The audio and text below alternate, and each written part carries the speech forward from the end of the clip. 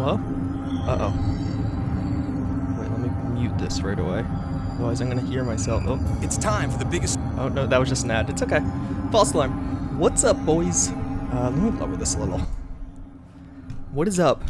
We got 8 minutes. The 8-minute countdown to new gameplay of, I was about to say the Outer Worlds, of CD Projekt Red's highly anticipated title of Cyberpunk. Oh yeah, and we keep getting these every minute, which is kind of cool. But yeah, what's up? What's up, everybody? Let me add this link to the description real quick. But yeah, so basically, if you're not familiar with what's happening, if you haven't been following the news, we are getting new gameplay of, I want to say the Outer Worlds, I don't know why, of Cyberpunk 2077. It's going to be around 15 minutes of gameplay, and then after it's described how there's going to be developer Q&A or live stream of some kind. So, should be cool. Basically in this, I want to do a little bit of kind of just a live analysis. I've seen the full, like if you haven't been following the news, I'm trying to type and talk. If you haven't been following the news, basically this gameplay got edited a little bit over the past week. So originally it was supposed to be one thing. It was supposed to be 50 minutes for a while. Then they decided they're only going to release 15 minutes instead of 50. So that's obviously a big difference. And I saw the 50 minutes at E3, so I'm kind of curious to see how the 15-minute gameplay will differ from the full 50-minute one. But all around, it should be pretty interesting. Yeah, when the actual gameplay comes on, I'll definitely not talk over it. Let's do quality auto, so it hopefully goes HD. I don't know. Here's the gameplay announcement thing. It's on Mixer and Twitch. I don't know which. I don't know. Is Mixer a better place to stream it? I wonder. Look at Mixer's emo hype. Let's see. This is at 629. This is at 616. Okay, so Twitch is better. That's what that communicated. Twitch is more live than Mixer. There's going to be a draw Easter egg, maybe. But yeah, hopefully during this we'll give a live reaction. Then we'll actually give a live impressions of what we actually find and see, because it should be pretty cool. You know, it's definitely something to get excited for. Hopefully. But what do you guys think? What are you looking forward to? Not looking forward to? What do you hope we see during this gameplay? Because to give you a little bit of an idea, what I saw during E3, the gameplay I personally saw, which I don't know how this will compare. It's taking 50 minutes and narrowing it down to 15, so that's obviously a big difference. But from what I saw, basically it started out just kind of going out into the outskirts, an area known as Pacifica, and then you would talk to this gang known as, not the Animals, the Voodoo Boys. You talk to the leader of the Voodoo Boys. He would give you a quest to go to this mall that was now overtaken by the Animals, right? I'm pretty sure that's their name. And then once in that mall, you would have a gameplay segment, and you would see, first you would have, I think, like a a netrunner. You'd have a netrunner character, so it'd be focused on stealth, hacking. You saw some of the takedowns in action. But then, halfway through, they actually switched characters, but at the same point in the quest, to a run and gun style, like a heavy weapons, just kind of brute force your way through. So then we got to see the other style of someone just kind of running through, running and gunning everything, rather than trying to go the stealth route. So I don't know if they're still going to show both playstyles, because obviously I saw that over 50 minutes. We probably saw 20 minutes of each. Now with only 15 minutes, you're only going to get a much smaller, more condensed look at each gameplay, or at each style. So I'll be interested to see how they handle that. But what if it's the first 15 minutes? Yeah, you just see it. It fades to black, and then fades out, and it's just you on the cart in Skyrim. That would be pretty funny. Oh, hey, thanks, man. Hey, man, just thought I'd give you a shout out. It's been great watching your channel grow over the years. Love your content. Thanks, man. Thanks for the 10 bucks. I really appreciate that. Yeah, no, definitely been a crazy couple of years. I plan on going hard with both the Outer Worlds and Cyberpunk, so hopefully we'll see a lot of growth, especially with Cyberpunk. It's a big game. A lot of people are interested. So hopefully we see some stuff happen with all that. And I'm going to record this gameplay, so I'm definitely planning on watching it back like on stream. So if you are interested in, like, you know, it's not like I'm not going to, if we miss some details, if the video's not posted or the VOD's not up right away, we'll definitely go over that kind of stuff. But you hope they show the katana? I don't think they did, because my understanding is they're more or less going to literally take what we saw at E3, what they've been showing off, and just condense it, I think. So hypothetically, I've seen all of this gameplay. There's a few snippets that they were using, I think that they added in for some of the other, for the like public showcase, because I saw the behind closed doors one. There was also a public one, like if you waited online at the booth, and you couldn't record it, but it was technically shown to the public. If you just attended E3, you could get it. You didn't need an invite or anything. I never saw that one. And I think that included some of the same and some different gameplay.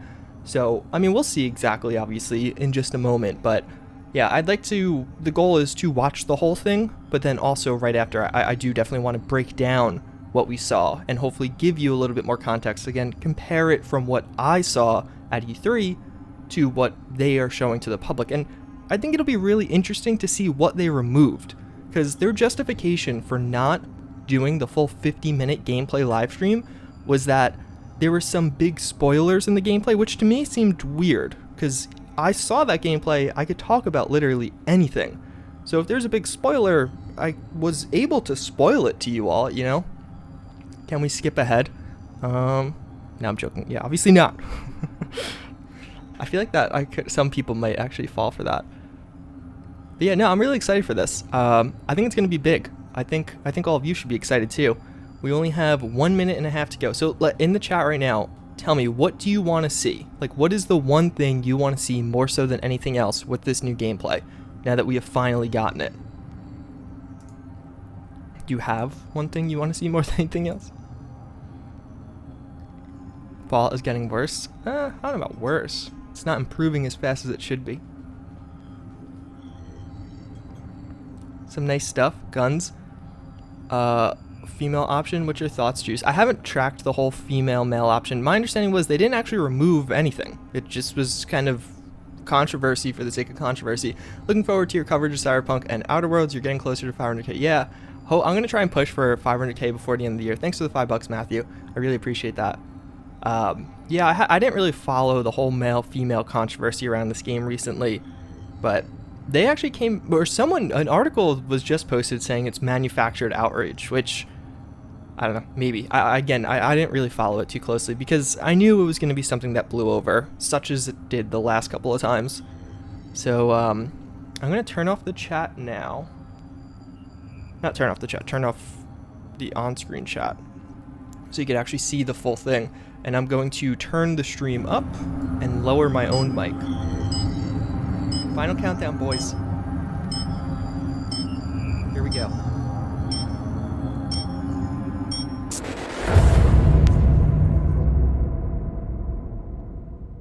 Oh.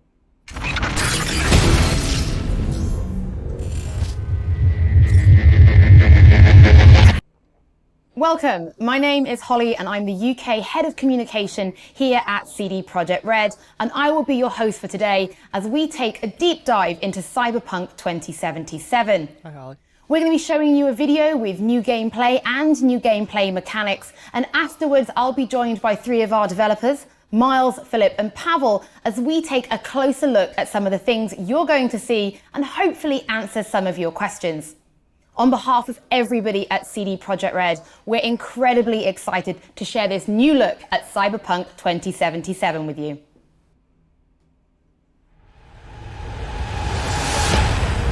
Hey V, you alright? Let's do this.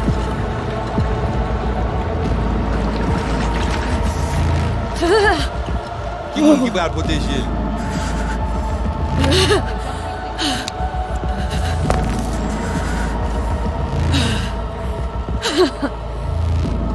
Okay. What now? Barré.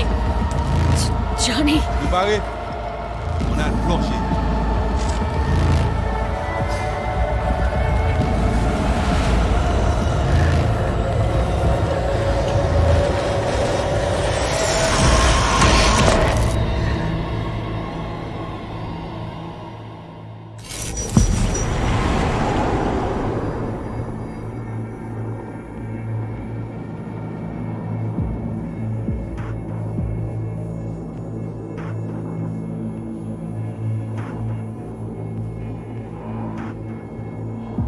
Where are we?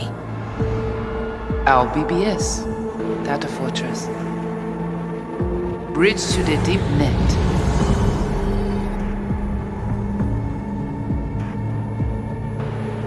Beyond, there are no borders.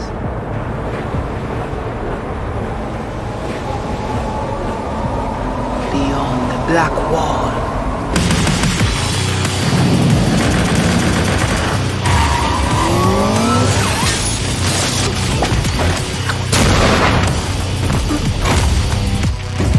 Welcome to the Cyberpunk 2077 2019 Deep Dive video.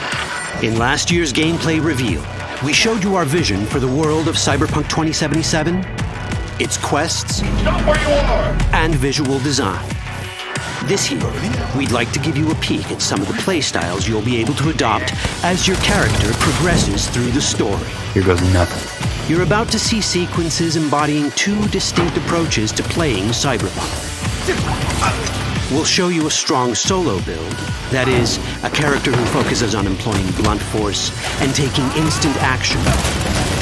And a netrunner build, a playstyle taking frequent advantage of stealth tactics, hacking, and battlefield control achieved using malicious software. Additionally, you'll learn more about Pacifica, one of the game's districts, two gangs, the Animals and the Voodoo Boys, and you'll see glimpses of Johnny Silverhand, the digital construct who haunts our main character, V. A word of caution.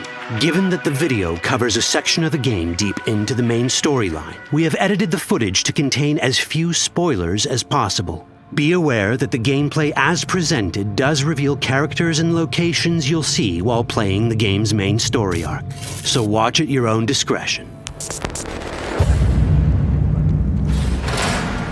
Where are we headed? As Peralez's campaign promise, quote, This way. In this video, you'll experience a segment of a quest from the middle of the game. We're currently in Pacifica, one of Night City's 6 unique districts. No Pacifica well. Nah. You guys aren't exactly great at rolling out the welcome mat for outsiders. It was designed to be a tourist hotspot within the city.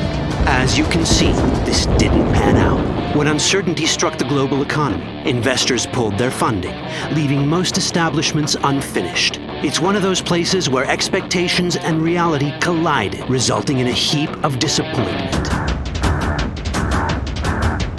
Ongoing gang wars plague this part of the city.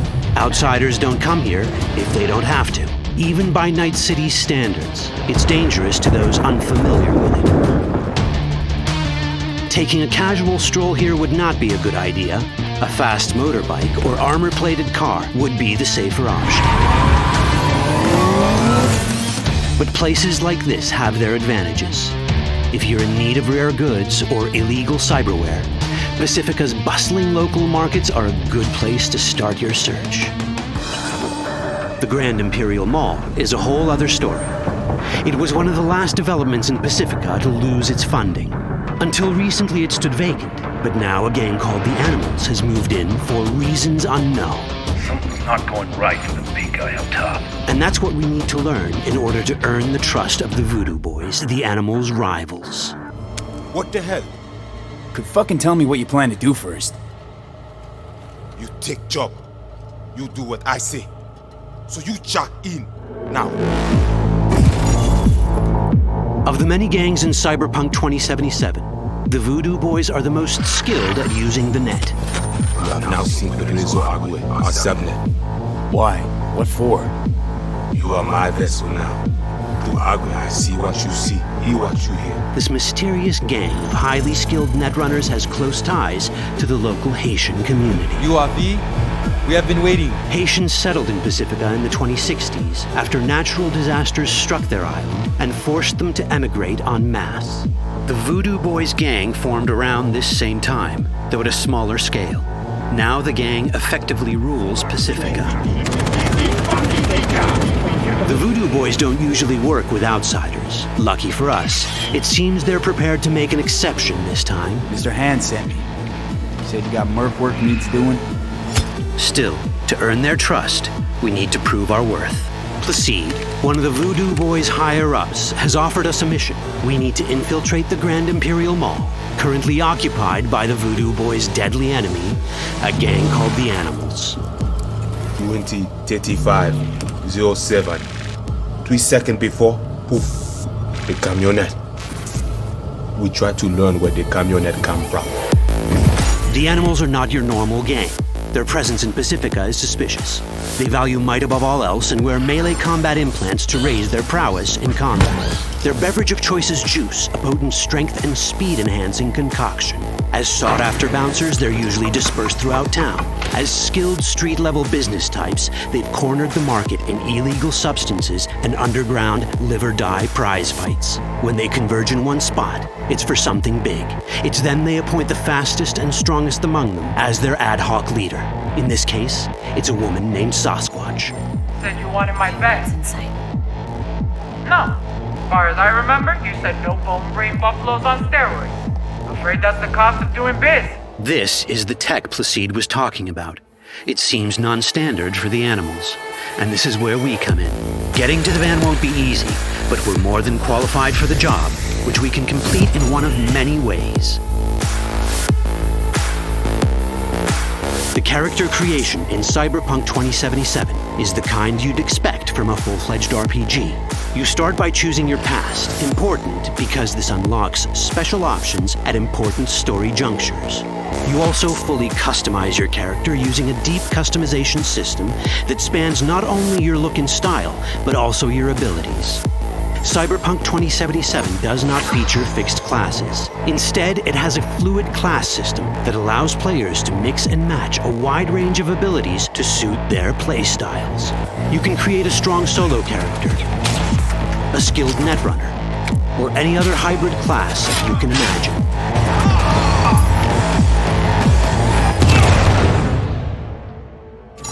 Let's see how a solo play style in Cyberpunk 2077 might work.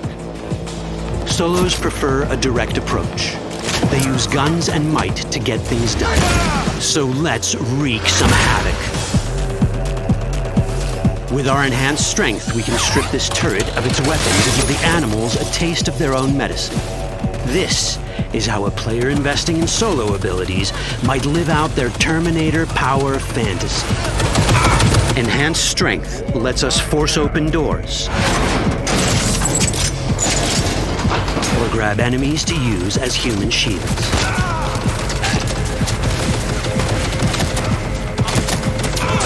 We also gain access to powerful melee combat cyberware.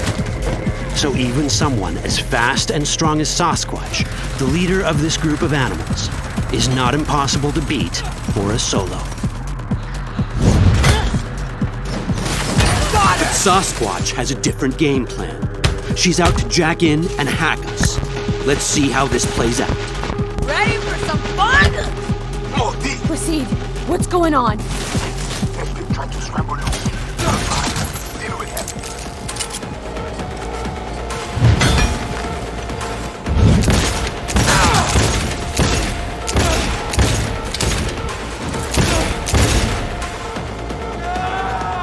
It's our choice if we want to finish her off or spare her. You're Cyberpunk, your rules.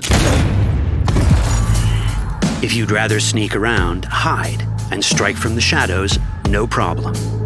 Just develop your netrunning skills to get around obstacles or hack into enemy tech to have it do the dirty work for you.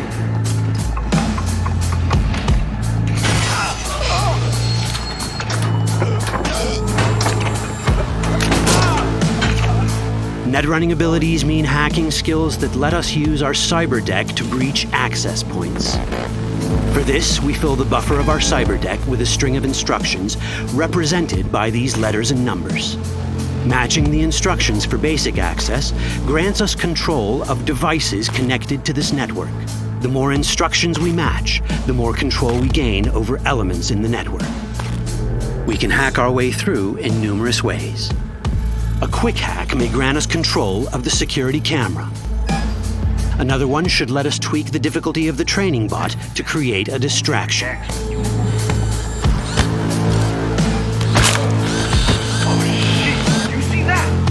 With our nanowire, we can even hack this guy's implants from a distance.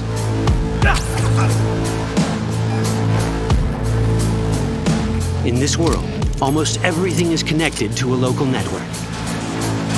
And that means it can be hacked. Ours is a wolf.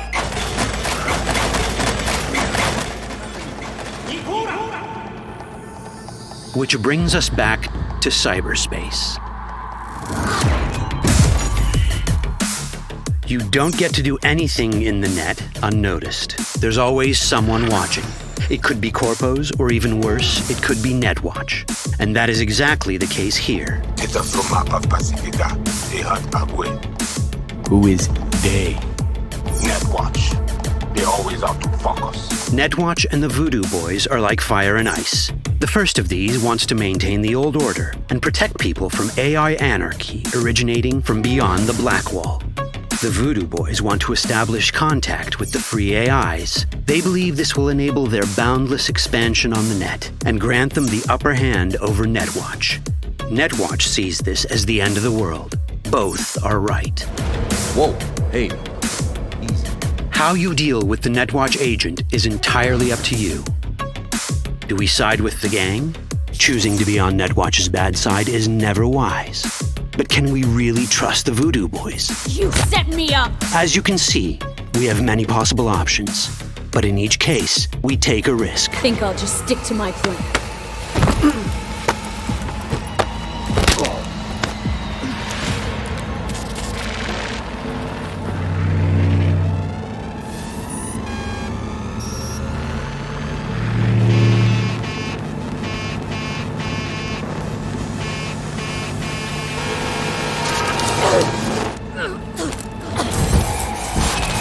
That didn't work out well.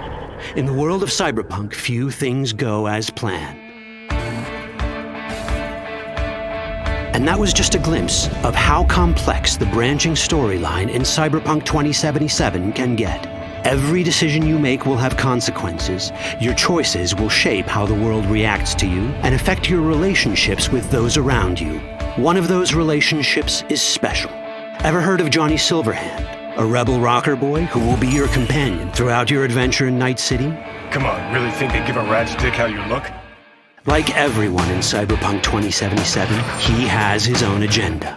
You'll decide if he'll be your ally or your enemy. And that chip in your head, the one thanks to which Johnny lives inside your mind, well, that's a story for another time.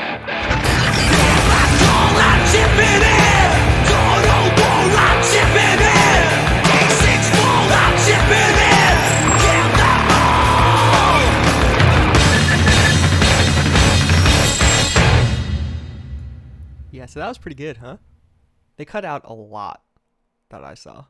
Welcome back. Now, following the deep dive, there is an awful lot to talk about. So I found 3 of the very best. Oh, you look so happy. But I think just in case people aren't super familiar with Cyberpunk 2077, why don't you introduce yourself one by one so everybody knows who they're listening to?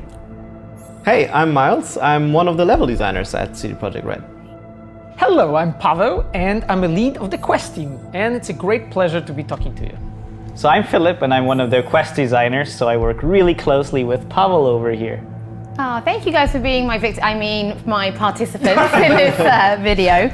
Let's get started, because the last demo we saw took place in Watson.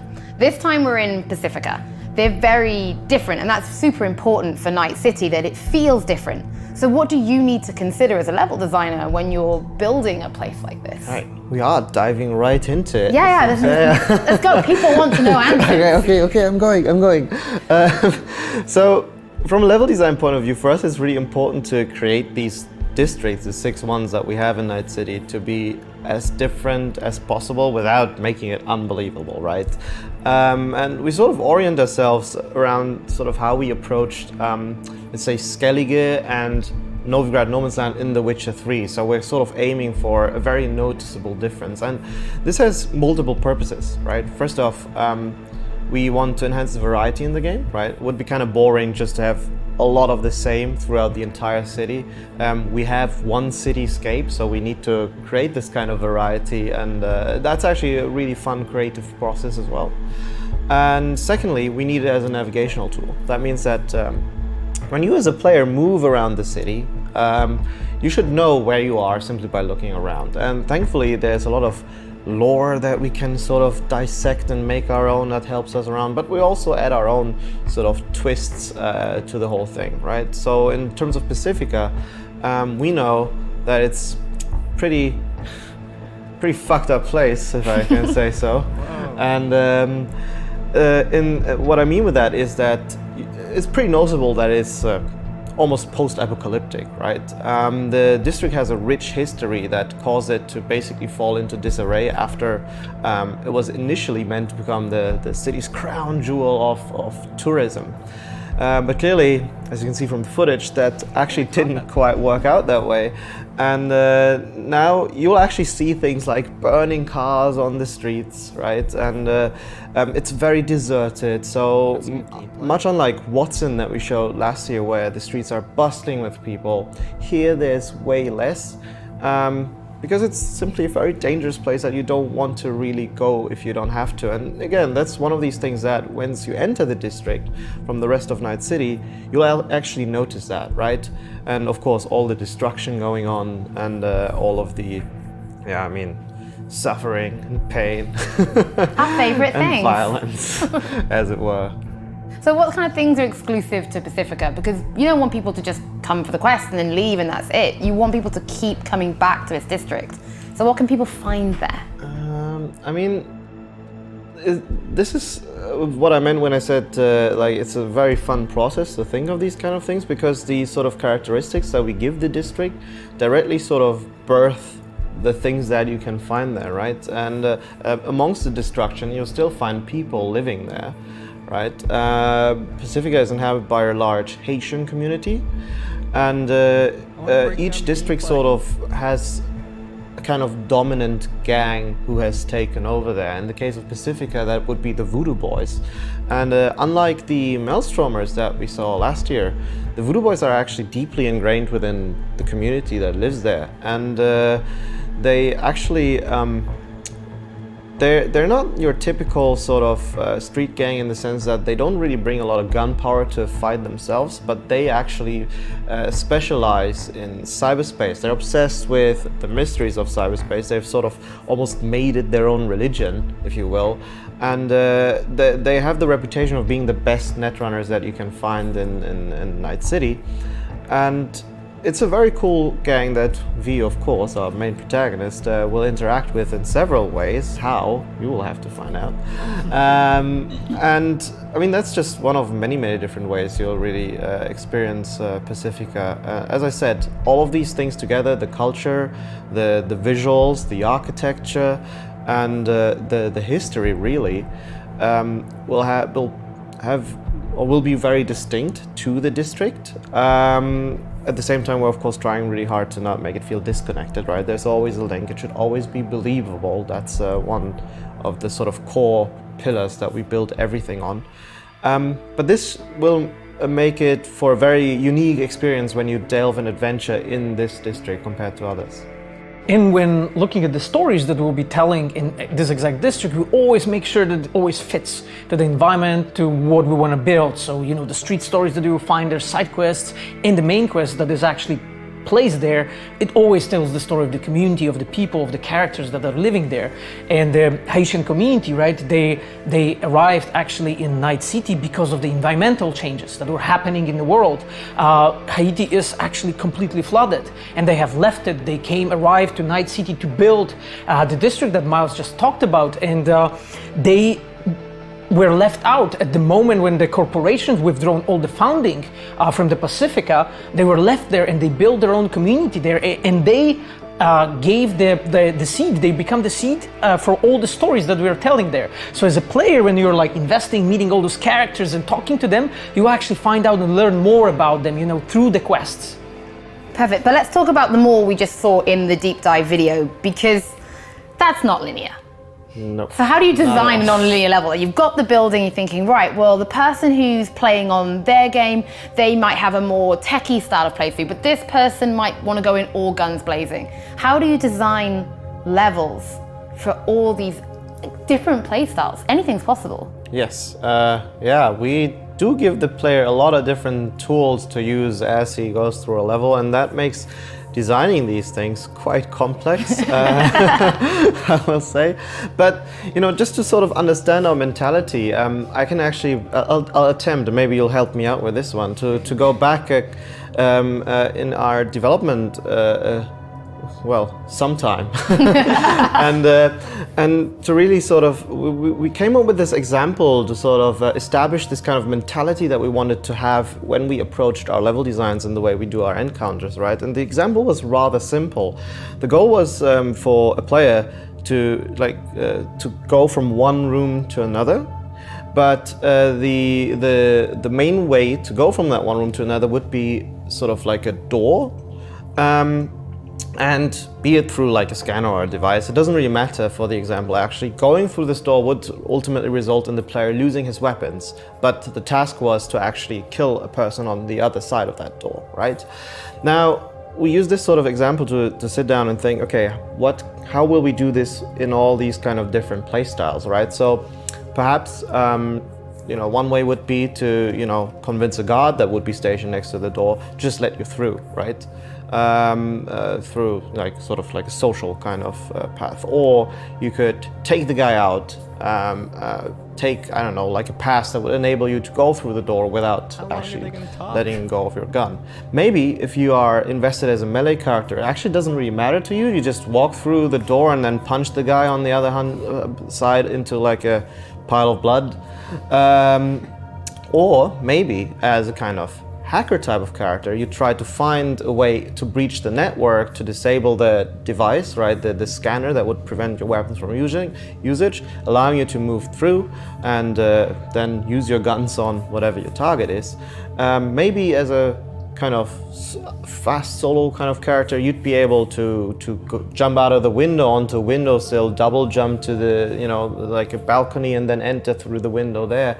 And the list goes on and on with examples that we try to come up for this kind of door. And it's sort of, again, it's just to showcase how we sort of think about these levels, right? As you know, putting in a problem that the player has to solve. And we give him a lot of different tools and possibilities to solve this issue or bypass it in their own way. And that is how we're hoping to really create an experience for the player that they feel inherently is their own, right? They came up with a solution given the systems that we gave them, and they really get to feel like the badass Cyberpunk V that we want them to feel like. Hell yeah. It's actually also a lot of fun to work on this from a story perspective, because, you know, as an example, on the Wild Hunt, we were already working with very non-linear stories, but now we also have this non-linear gameplay approach. And for us, it was always really important to have these choices and consequences. And we did them in the story, you know, anything should matter somehow. But now we can also say, okay, players have all of these different choices to solve a situation. So of course, there should also sometimes be some consequences. And not just on the gameplay side, how you solve it, but of course, you know, the story should react to it. Do I just run into this room and kill a few guys? Or do I, you know, choose a super different approach? Sometimes this can now open up a completely new way to go through a quest. So, you know, it actually, I think it added to this whole layer of non-linearity. It added quite a few, let's say, more things we have to do. But the thing is, it is a challenge for us, but it's actually a really fun challenge. It's actually really cool to come up with all these ideas. And the thing is also, our quests are iterated upon a lot. So as an example, you know, quest designers, of course, we play them ourselves. Pavel as our lead plays them again. Directors play them. And also, you know, most importantly, QA plays our quests a lot, and our QA team has really, really good ideas. So, you know, they always think, okay, what do I think right now? What would I want to do in this situation? And then we often communicate, and this is how some of the best ideas are actually created, just through going through these missions over and over again, and always finding some new ways to approach them and some new ways to, you know, find interesting consequences, what to happen afterwards. Yeah, and that I think sort of ties up with a whole philosophy of a game, which is the freedom. And we have a freedom on the story layer, and maybe I don't want to talk about it too much and not to spoil it, but no spoilers. but it ties up with the gameplay very well, with like the way how the levels are constructed and with branching gameplay, as Philip just explained, because player has freedom playing the game. You build your character the way you want, and you play the way you want. And you want the player to feel this choice, you know, that he's doing depending of, you know, how skills he's assigning, what weapons he or she is picking, and all that, and it all comes together as like, you know, fulfilling this ultimate like cyberpunk fantasy. So in the demo, we obviously saw the bike. There was a little mention of the heavy armor car, but can you tell us a little bit more about the kinds of vehicles that will be in Cyberpunk 2077? I can tell you a little bit about it. So there's of course many different kinds of vehicles, because we want to create a real open city, a city that makes sense in the year 2077. So there will be all kinds of vehicles, and of course there's also, society is very different. So, we also have different art styles that correspond with the different parts of society. So we have the art style called entropy. So as an example, you might see vehicles that are just very useful. They're made to just bring a person from A to B, or, they're made to do a job. And of course, but, the player can choose to have them as well, especially if, the player might not have that much money yet. But there's also, super luxury high-end vehicles on the other side of the coin. So of course, you as a player are only limited by what you can afford. That's like real life. Yeah, life is like that's Cyberpunk. what we strive for. But yeah, we try to thrive for variety. So we also looked like what are the kinds of vehicles players would want to have in a Cyberpunk game. So we don't just have cars. We of course also have bikes, like our very own Yaiba Kusanagi here, one of my favorites. It's a very, very cool bike. And there's some, let's say, surprise vehicles that are still to be seen in Cyberpunk that I don't want to spoil here, but I would say something very special that's also dear to my heart. Now I'm really intrigued. But of course also, let's say, the super highest echelon of people in that city, they also have access to AVs, so flying cars, which is something that you as a player, you're not part of that world, but through specific story moments, you might get to, ride in them sometimes. So, we want to give you a few different experiences. But yeah, you can also, of course, you have your garage where your apartment is, so you can also have your own vehicle that you store and that you can call to yourself. So, you can't call your vehicle Roach if you want to. It's all up to you, but it will be your very own. I wonder how many of these cars are going to be called Roach now that you've mentioned it. So Night City is massive, and that's like a point we're really trying to make. It's a huge, huge city. And you kind of want people to explore it by foot, right? You could just walk like from point A to point B if that's what you want, or drive. You could, but probably you would get pretty tired because it's a pretty big place, so you will have to walk a lot. So the thing is, we do not have loading screens while exploring the city. It's a completely seamless place. You can go, wherever you want. And of course, Night City is a very dense place, so there's lots to see on your way. But the thing is also, as with all things, we want to give players a choice. So of course, there's the option to fast travel. But the thing is actually, the way we're designing the city, we actually kind of feel like, even when we're playing it ourselves, that fast travel is often just, when I play the game, I don't want to fast travel. I want to explore the city, because we actually try to give you so many interesting things, so many places that tell a story, that look interesting, where you have something to do, where you can interact with things, that just something new for you at every corner. So I personally don't fast travel a lot. I just drive my bike and I put on some nice music and I have a good time. But of course, it's possible. And the thing is also, we actually have proper city planners working here that actually are planning out Night City and how the traffic would work in that city and how it would actually make the most sense, how a city like that would actually grow organically, and how it would flow, how the traffic would flow through there. So it's actually really interesting to also just have that part of game development now as part of Cyberpunk 2077, because this will be very important for how people actually get to explore it themselves. To make the city feel alive. Exactly, yeah. Okay, so in The Witcher, everybody who's played The Witcher knows those question marks on the map, those points of interest. You dreamt about them when you were at work, you just thought about them. You can't walk past them. So what will we be sort of looking at for Cyberpunk? What are those things that are going to be all-consuming us, so we are probably not paying attention to the main story? We're going to be like, I've got to go do that first, and I can't go and do this until I've done that one over there. What will we be finding? So in Night City, you actually really want to tie it into the world. So as an example, most districts have a so-called fixer. Like you might know from our gameplay demo from a year ago, there's Dexter Deshawn. And people like this, they can give you jobs that also fit the specific district you're in. So if when you enter a district, then you're kind of known as a mercenary who's doing certain things for money. Fixers might contact you and they have some jobs for you. And then these jobs, as an example, they can be street stories. And they show up on your map, and you get an icon, so okay, this is this kind of street story. And we always want to put some interesting story to them, because after Wild Hunt, we actually founded a completely new team, the Open World team, which is actually creating some amazing content to actually fill this world with things that are meaningful. So we actually want to make this that you can do many also smaller things around the city, but they're actually all cool and unique in their own way. And one cool thing is also, of course, they appear on your map, but the map in the game is actually properly immersive. It's that really, really cool looking point cloud version of Night City. And you can see the tasks from your fixer there. But the cool thing is actually, because you're a character in Cyberpunk, you're V, and you actually have this information. So it's not just the player seeing them, it's actually your character seeing them as well, because it's all part of the world. So we want to give you this full immersion. Yeah, it's actually really, really cool for us that with the street stories and all the other content, we're essentially sort of giving him like almost our Witcher 3 side quest treatment, in the sense that even simple tasks can be fun and exciting if we pack them up in a cool story and root them within the world, right? We can use these street stories to expand further on how life in Night City and the world of Cyberpunk in general works.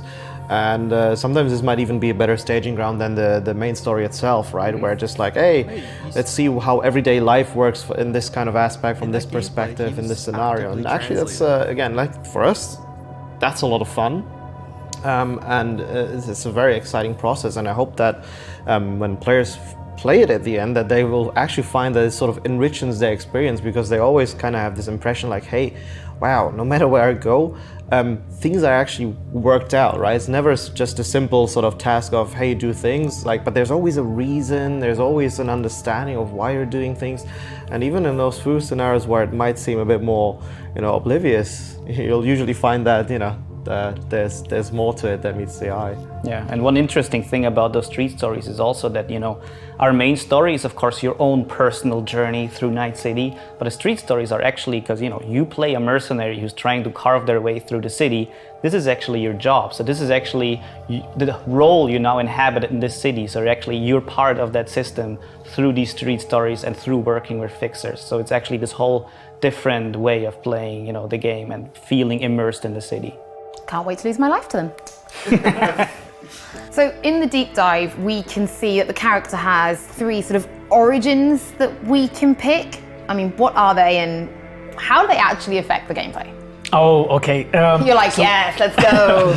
Yeah, okay. I'll go into my 50-minute answer. Okay, so we actually call them life paths. Those are the origin stories that player can pick. And it's actually 3 of them. So you can be a street kid, you can be a nomad, or you can be a corporal.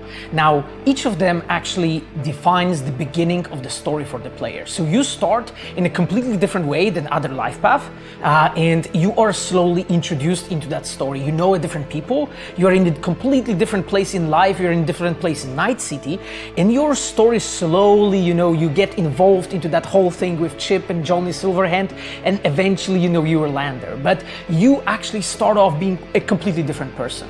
Now, what is important with that is we actually take that through the whole game. And you as a player, you can actually associate yourself with like nomads, you can associate yourself with corporate people, or you can be a part of the streets. And it's really up to you, what path you want to pick through the main story, and we did our best in the quest team to like support all those like 3, I would say, main ways to go through the story. And of course player can like mix and match anytime, any way he really wants, or she really wants, but it's something that we take from the very beginning till the very end. And what's important there is when you're in the scenes with the characters, so when you're discussing things, you can actually use those things. So if you're a corpo and you know how the corporations work, you know what are their normal methods, you know what's the deal with them, you actually can use this knowledge and sometimes get something more. You can actually unlock side branches in the dialogues, and you can unlock side branches in the whole quest sometimes. And this is a bit exciting, I would say. It's something like the way how we to make sure that the player can role play their character, you know, to become that person. And in the demo that we have shown in the recording, you can see, you know, this moment when you choose, you know, that character that you are becoming later. And the characters that you are meeting in the main story, they are also representing those different groups, you know. So in the first demo a year ago, we have shown Meredith Stout, you know, a person, you know, she is a high-class corporate woman from Militech. She has a lot of power, also a lot of responsibility, and you are on her way. And you can see, you know, how that interaction looks like. So when you're from corporation, maybe there's something you can do a bit more with her, you know, and that goes also for others, you know, for nomads and for street kids. One of the nice things is actually also that, you know, you're not bound to stick, let's say, with the corporates or with the streets. So as an example, I can give an example. I started as a street kid the game, and I know I have my knowledge, but then I play through the story and I notice like, I kind of like these corporate characters. I like that life. So, you know, I can just, you know, betray the streets and snuggle up with the corporates. But, you know, this is kind of the role-playing freedom we want to give. But, you know, as always, this can also have consequences for you. So anyone who's played the original tabletop version of Cyberpunk is used to the idea of assigning attribute points to create a character. Now, in the deep dive video we just saw, we got a little glimpse of that screen. You could see the points and the different things. So help me understand how that works and how you gain those points. So as a player, you build your character at the beginning, assigning those attribute points, and they define like the core characteristics of your character. So how much body strength you have, or how much reflexes you have, or how cool you are. You know, that's one of the interesting stats that we have, right? But then, as you have those attributes, you also have skills. The skills define a bit more interesting proficiencies for you as a player, what you can do. And for instance, one of those skills is assassination or the cold blood. And maybe I'll stick to the cold blood to explain a bit more. So this is a skill that allows the player to survive in a really tough situation. So at the moment, you know, you get a lot of damage, then the cold blood skill kicks in, thanks to your cool stat. It kicks in and gives you a boost in damage, and then as a player you can, you know, survive and so on. But then, you know, using that skill, so you sort of like use by learning, like using that skill, you can actually get better, pump up levels there, and you can get different perks. Now what's interesting there, you can actually give completely different perks to the skill that you have. And here I think I could use the example of the athletics attribute. So the athletics is the way for us to move dead bodies. So as a player, you can basically pick up the dead body that you have just basically killed, and pick it up and like stuff it into the fridge or in a trash bin. Now as a player, you normally slow down when you're moving around with the bodies. But if you have added special perks to your athletic skill, you can now run with the dead body. So because you are more athletic, you can do that. And those are like 3 levels of complexity in our character, in building the character we have. You have the attributes, you have the skills, and then you assign perks to it. And those 3 come together to allow you to create your own amazing character that you want to play it. A lot of people think this is maybe how cool you look and it's all about the jacket you're wearing, but the cool stat is not style-based, is it? Well, you know, this is Cyberpunk, so being cool is of course very important. But the actual cool stat really means how cool you are under pressure, how much you have control over your body. So, you know, are there people shooting at me and I'm holding my gun like that? Probably not very cool. So this is, you know, this is the kind of thing that cool actually controls. But of course, you know, if you want to play a character that's actually cool, you have your choices, right? You can wear your nice leather jacket. And of course, you know, like in real life, also depends on how you talk to people. And that's of course also the choice of you as a player. You just might freak out under gunfire. Yeah. Like, cool on the surface, but not so much when push comes to shove. Happens sometimes. So in the deep dive, we saw a quick clip of the inventory screen. It looks like a proper old school RPG screen, you know, with the little blocks of the system. And I know the community wants to hear more about what they can expect. So tell us more, Miles. Oh, I will. Now, of course, like how I always say is, in Cyberpunk, the inventory screen is, of course, where we manage our items, right? But most importantly, in Cyberpunk, it's where we also manage our style. And just as Philip just touched on, it's really important for you to be able to realize your character, and that, of course, comes in the character creation, but also the way you dress your character, right? We're pretty much aware that there's sort of this, in most RPGs, there's this common sort of disconnect between the stats on an item and the looks. While we can go into details here, let's just say we're aware of this sort of, conflict, I guess, of interest sometimes.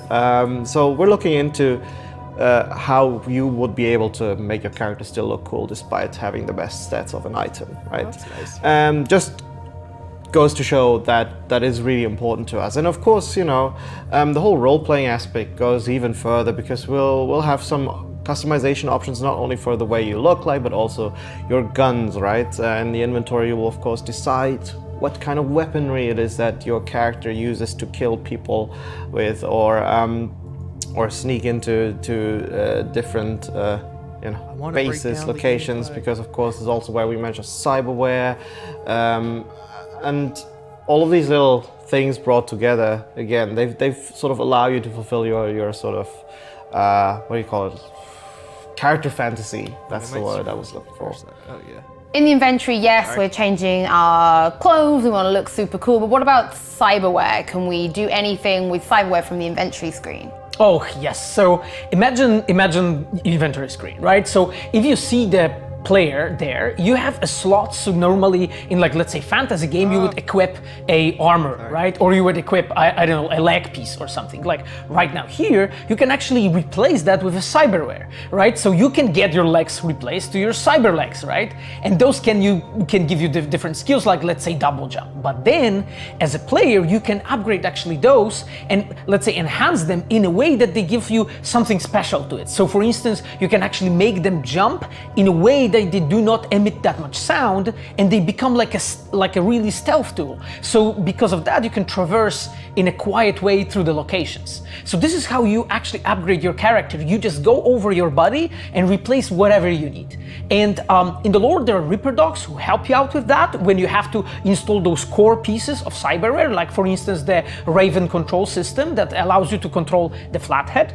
But there are also other pieces that you can do on your own. And on top of that, as a player, you can also find pieces, small pieces called shards. And those, if you slot into your slot, you can actually, they give you a power of a given cyberware, so you can try it out. So as a player, you can experiment a bit, and see how it would be if I would have installed, some special piece of cyberware in my body. And that allows the player to, to see stuff, to figure it out, to build their character the way they want. Okay, so we know we can equip some of our cybernetic enhancements in the inventory, but where do we get them? How do we get more enhancements? All right, there's actually multiple ways of going about that, right? The most obvious one is going to a so-called Ripper dock and getting new cyberware built in you, or enhancing the cyberware that you have. Some of it you will actually get through as you adventure through Night City. Things like the Kuroshi Eye implant that we have, right? It's almost mandated on top of you, because it's sort of like a core gameplay mechanic to be able to scan things and get additional information on certain circumstances.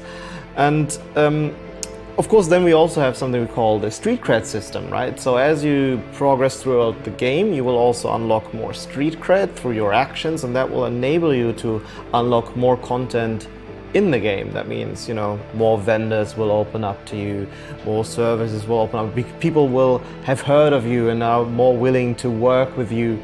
So there's actually multiple ways this affects your experience, and one of them being, like the cyberware that you have access to.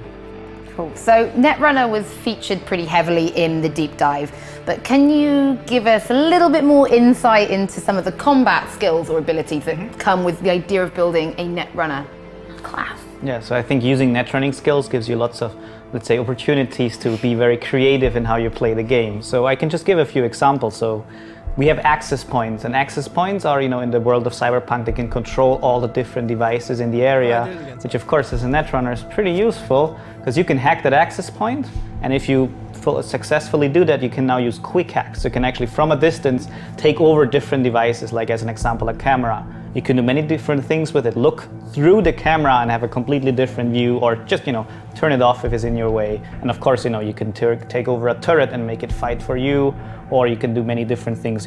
We also try to come up with nice custom things. So depending on where you are, let's say if you're in a gym where there's some nice boxing robot, of course, maybe you can do some fun things with that. So I think as a netrunner, it's always lots of fun to use different things. And as an example, if I would use lots of netrunning skills, it's also really useful to use lots of cool skills that make me really good at stealth, so I'm really under control. So netrunner can be really good at also using distractions, like if there's a vending machine, just make it spit out some drinks, and then of course some people might look after that.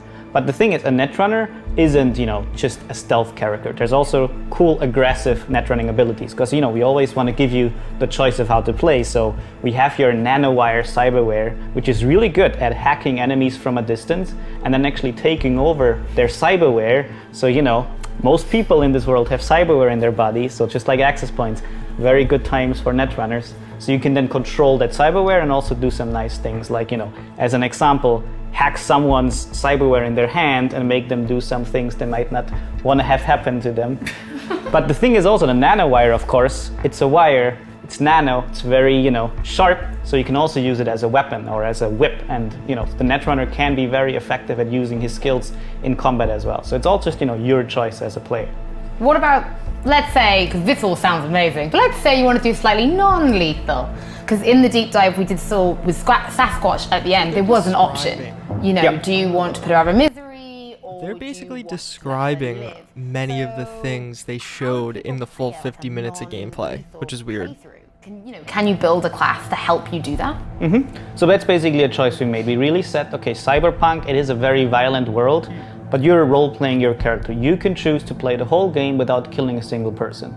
And of course, we're always saying this should also have an effect on the story. So certain characters, in a quest might ask you, yeah, please do this thing for me, but don't make too much trouble. Okay, so I just muted them. Do you guys want to keep watching this, or do you just want to go and break down the new gameplay? Just tell me in the chat. Choice, but of course, not only the netrunner is able to do a non-lethal playthrough. Every player, however you want to skill your character, you're able to do it somehow. But of course, it also depends, where you are. Let's say if you're in some rundown ruin that doesn't have lots of netrunning abilities, of course, a netrunner still has ways to do it. But he might not be able to use all of his netrunning skills. But another player who has skilled different ways now has a different experience. But it can happen vice versa. But what we always want to say, you can finish the whole game, you can finish the quests without killing a single person. Sometimes you just have to also, think about it. Because the thing is, Night City isn't a very peaceful place. So you can never play like a full pacifist who's never engaging in any kind of combat. Because, people will attack you sometimes. But you can choose to, not kill them. Because, like in real life, sometimes if there's attacks, you don't immediately kill everyone. You can solve situations in different ways. Yeah, all right. One thing I'd actually like to add to that is we're trying really hard to not actually punish players for the playstyle they chose to do, right? Whether it is that you're playing a lethal or non-lethal, or more aggressive versus a more subtle I'm just kind watching of approach. them talk. While NPCs might sort of have certain wishes for you how to approach a situation, they will never outright punish you for not, sort of doing their wishes.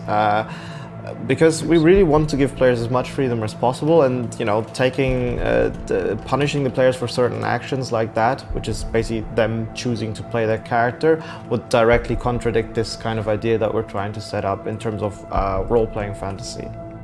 There's nothing worse than accidentally flipping on the trigger and you're like, I didn't mean to kill him, and then everything changes. And as an example, you can also see a Sasquatch that we show in our demo. It's a really intense fight, but actually, if you choose, you can subvert that fight. You can maybe just, sneak around her and find a different solution. And then maybe, of course you can get a consequence out of that, because now Sasquatch is still alive. So, the story is already different. So I think this opens up many different opportunities, not just for the gameplay, but also for us as storytellers. But let's tell us a little bit more about the solo build, because that was another build from in the deep dive. What kind of skills does that give someone then, as opposed to Netrunner? I think that the most typical solo fantasies that our players have is to be a strong solo and to be fast solo. So be two different. I would say so. But you can also build any type of hybrid you want. But the strong one is the person who can shove people into the trash bins and so on, carry bodies, run with them. But you can also pick up the heavy guns, mounted to the turret and use it against the opponents. We have shown that in the recording for a moment. When V is just killing everything on her way with this very heavy gun, you of course cannot take it to your inventory and run around with everything with it everywhere. But this is the only I would say build that allows you to do that, right? So this is very, very special. However, if as a fast solo, you have access to lots of different traversing skills. So as a means of exploration, you can, for instance, do the double jump and access places that you would not have otherwise, right? You can also, slide around with your katana or slide around using nanowire that we have also shown. So you can be built in a completely different ways, built based on the stats that you have picked as a person. Sounds really. All right, sorry, that was boring, or at least I got bored of it.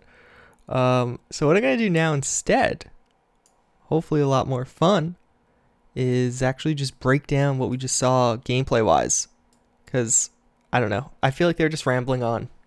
And, I guess it partly was interesting, but partly not also. And there's a lot to look at in this gameplay that I do want to look at. So they actually posted, change sequence settings.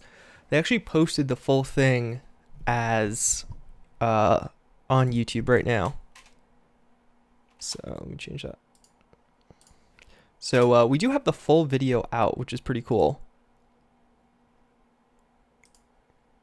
As you can see, let me just change my Premiere so we can actually hear it.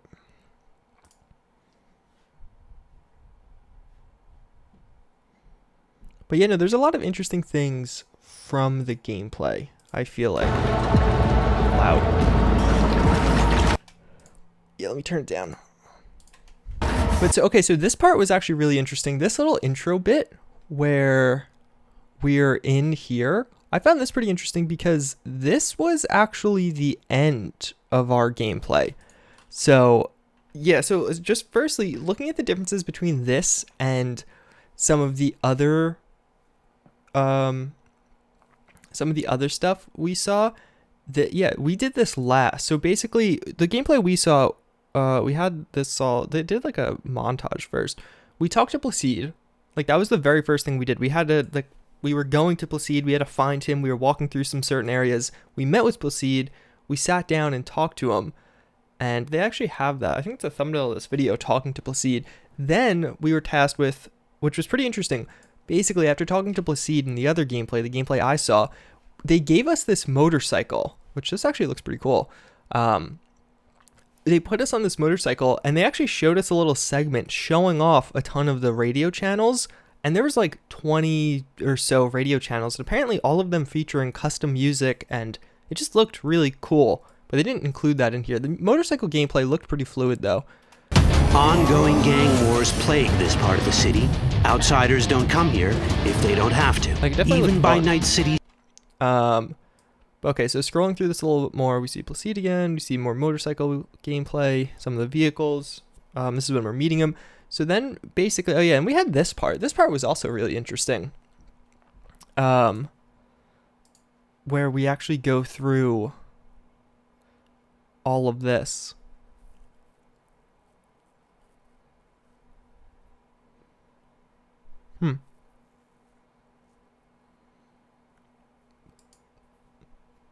Because, so I guess this is the ranking? Yeah, this is an epic clothing. Do they highlight it? Place to start your... I can mute it. Do they highlight any of the other clothing we have, or do we only see epic? Like, do we see the namings of anything else? I don't think so. But then yeah, then here we actually go to the area. This game in the Outer Worlds, the only non-Fallout games I'll play. Yeah, I mean those are probably the 2 non-Fallout games I'm going to be covering. So here you actually see him with his pizza boxes, which is fun. I think that was a nice addition. And then yeah, so this was actually what we did first. So after immediately you meet Placide and he takes you into his office here and you have a little sit down and Johnny Silverhand pops up over here. And then he wires into you, or he attempts to, because then he's basically in your head and he could see everything you could see while you do this whole mission. So then you go into the animal's mall, and while you're doing this whole mission, Placide could see everything you could see. So yeah, these 3 things were cool. I actually wanted to look at this. They say you want to so this is a street kid. These are 3 life paths you could pick right at the start, like with character creation. So they say if you want to understand the streets, you got to live them. Gangs, fixers, dolls, small-time pushers. You were raised by them all, down to the low. The jungle dictates the weak, serve the strong. The only law in Night City you have yet to break. And you have a nomad, roaming the Badlands, looking scrapyards, raiding fuel depots. Life on the road wasn't easy, but growing up in a nomad clan has its perks: honesty, integrity, and a love of freedom. Qualities that few of Night City possess and no amount of money can buy. Yeah, and then actually zooms in, but it doesn't zoom in on all of them. I didn't like how they did so much of this in this like thing. Like, it just makes it a bit more difficult to, I mean, I guess it's not cinematic, but I guess it's kind of cool to look at. But I was thinking the whole time, like, when I'm actually breaking this all down and like that part comes, this is going to get a little annoying. This little frame border thing is going to probably get in the way a little bit. But I mean, it's not the end of the world, but it was just something I was thinking about and noticed during this segment. I was like, I wish it was just zoomed in like this the whole time. So if you leave the corporate world with their lives, fewer still have their souls intact. You've been there. You've bent the rules, exploited secrets, and weaponized information. There's no such thing as fair game, only winners and losers. That's interesting. I wonder how that will affect, because these are both obviously poorer or more less fortunate upbringings. This is obviously a much richer, seemingly, upbringing. Yeah, and then you could actually see the thing in action. So this is towards the end of it. And you can see the little thing down here, the little mini-map, which is cool. Did I get an early copy? No, they didn't do that yet. And you can see the character creation. Yeah, body type. People are pointing this out. So we saw life path, body type, and then appearance, which just was cool. I like the surface wiring. I thought that was a cool addition. And then jaw PA. It seems like there's quite a bit. Is there sculpting, though? Right? I don't see any sculpting like Fallout has. Like, is it just you pick these? Because that seems actually fairly basic. Rotate. Right? Like, how many options are here? Let's say this is 5, 3. There's a lot of beard options. I guess, no, it doesn't look like there's sculpting, right? Unless maybe it's just not featured here. And then our attributes, which is like similar to your special from Fallout. These little icons are kind of cool. They're pretty different. And you have your cool attribute, which is funny. Choose the attributes your character will start with. We have 0 points available. So you have what? 12, 18, 22 attribute points to distribute from the start, right? 12, 18, 24, yeah, or 22. And this is our gear. That's the whole character creator version. But then, yeah, we go into our gear, which we see all this. So you have probably, a hat and a face gear. You have your undershirt, your jacket, your pants, and your shoes.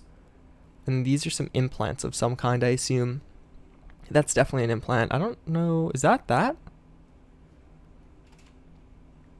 This, to me, the perk screen looked really, really in-depth and cool. And I think it just has a cool little animation, like when it pops out like that. Yeah, like that's cool. Right? I mean, how can you not like that? I think at least that's pretty cool.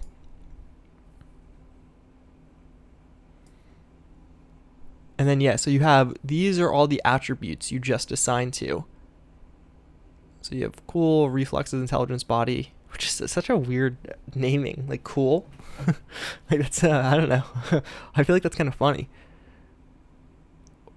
Oh, that's interesting. So yeah, so you have rifles here, but sniper rifles is a totally separate perk category, which is very interesting. Yeah, and then even down here, intelligence. So what is this? Oh, this is body. Yeah, so body splits off. You have two-handed and shotguns. That is actually very interesting the way they handled weapons here, because you would typically think like a sniper would be in a rifle. But no, they've differentiated this. So handguns and rifles are your reflexes and blades, because they're more fast-paced, I guess. But then shotguns and two-handed weapons are based on your body. Because I guess the recoil and like maneuvering your body. But then melee is also separate. Yeah, what? So you have blades, which is like your mantis blade, that little thing that pops out of your arm. But then separately you have two-handed. But then separately you also have melee. It's weird though. The only thing that's weird to me is these are very combat focused. Like 1, 2, 3, 4, 5, 6, 7, 8.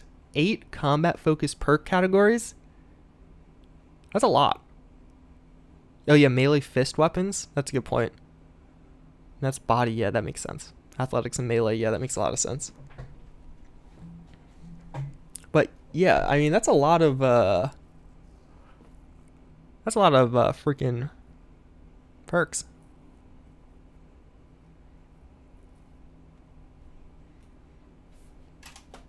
Melee focus perks at least. Wait, what did that say? Unlocks additional advanced malware daemons. Oh, we saw daemons earlier on actually. That you could see them in the shop, or at least in the build I saw you could see them. I remember taking a note of that. And then here we use some kind of, it looks like jet, does it? And you see punch the lady. I don't know. I liked the gameplay, but I didn't really like the whole like I feel like half of it was just montage style. And what was this? So animal. So these are his various stats, which that's pretty cool how they're color coordinated. So he's very weak to fire. He's medium weak to bullets and shock damage, and he's very damage type threat. That's his damage type. So he has a gun and his threat isn't shown. So this, I guess, must be a cybernetic implant we have. And I guess he's highly susceptible to gas attacks, but not susceptible to fire attacks. And then medium to those. And his damage type's there. But I don't know why it doesn't show a threat. Oh my god, wait. Look at that. Her legs. You actually get a better shot of it.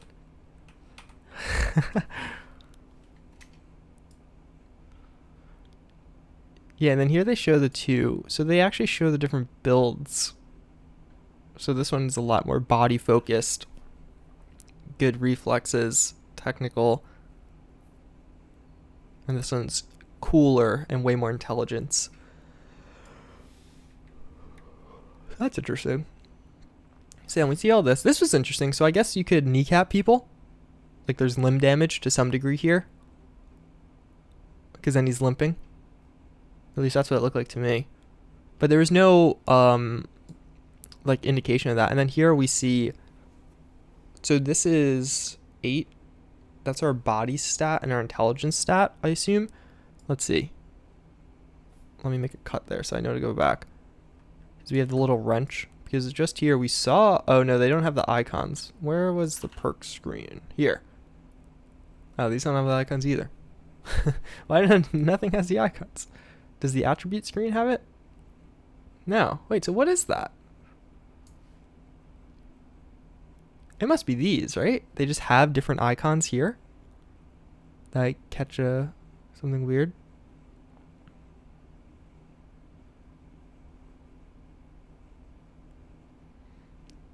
Right, because what was it? It was 4 and 8. Nothing of hers is 8. Wait, what? 4, 8. Like, you would think its body is the 8. Maybe they just screwed up. And then 4 would be like intelligence or technical. Or cool, I don't know. Yeah, I don't know what those correspond to. Engineering? Was engineering like a thing? Engineering's 5 out of 7. Oh, maybe you're right, actually. Maybe that's part of her technical skill. It's her engineering's 4. Oh, yeah, no, you're definitely right. I'm just dumb. So it's one of these. So it's like maybe athletics or something. Yeah, I don't know. It's a little confusing because these don't have the labels you would hope. So then what was this? This was a fist. Don't you have fist? We athletics. But it's only out of 4. It's also interesting how you could see there's a clear distinction in like your perk caps for some of these. Like some of them, 9 is a lot higher than like these 4s. Yeah, maybe it's like something two-handed or heavy weapons. That could be it. This I thought was cool. A lot of people are saying that this may have had a downgrade. I don't know. Well, this is like your strength skill or something too here. This is the same skill that we had the 8 on before. What did they say this was? Because I remember he says it, the announcer talks about it. Lets us force open might live out their Terminator power fantasy. Enhanced strength lets us force open. Oh no, he doesn't actually say, he just says enhanced strength. But I don't know what that actually is. And then you have the Sasquatch fight. Yeah, I don't know what the big spoiler was that they didn't want to show. I thought it was going to be this whole segment. I was like, oh, maybe they don't want to show like the net, like as you go into the net here. I was like, oh, they're probably trying to hide this part, but no, they showed that first of all things.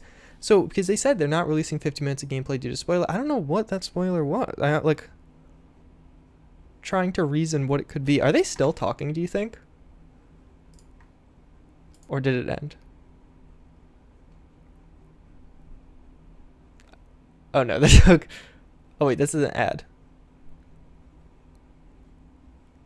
I'll check back. Then we see Johnny Silverhand. We could see the chip. Did they cut this out? Unknown device. This is the chip that makes you live forever. That's the chip. So this is interesting because this is seemingly the chip. See where you put it in? This is seemingly the chip that we got during the last part. Like the Dexter Deshawn trailer that came out.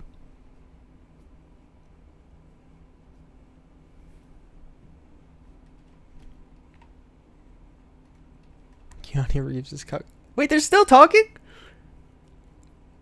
Oh my god, good thing I switched off. Oh wait. What's this? Characters. And today I'm going to talk to you about two very important things. I'm going to talk to you about animals. And I'm going to Damn, so they really, that's a long freaking stream they're doing, just going over things. Yeah, but I think I'm going to end the stream here. I'm going to do a full breakdown on all of this, so if you guys do want to check that out, I will have it uploaded later today. But, yeah, I'm going to do actually a lot of videos. Probably just an overall talking about what we saw, my impressions, things like that. But then also, first, probably a concrete breakdown, just analyzing everything. But yeah, so hopefully you guys enjoyed this one. Hopefully you found it informative. But with that, I hope to see you all next time. Later.